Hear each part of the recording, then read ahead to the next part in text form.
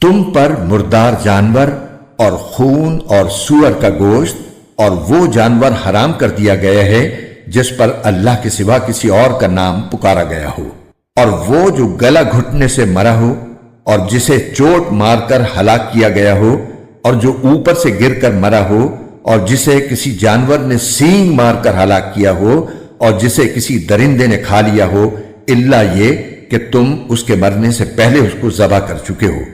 اور وہ جانور بھی حرام ہے جسے بتوں کی قربان گاہ پر ذبح کیا گیا ہو۔ اور یہ بات بھی تمہارے لیے حرام ہے کہ تم جوئے کے تیروں سے گوشت وغیرہ تقسیم کرو۔ یہ ساری باتیں سخت گناہ کی ہیں۔ آج کافر لوگ تمہارے دین کے مغلوب ہونے سے نا امید ہو گئے ہیں، لہذا ان سے مت ڈرو اور میرا ڈر دل میں رکھو۔ آج میں نے تمہارے لیے تمہارا دین مکمل کر دیا۔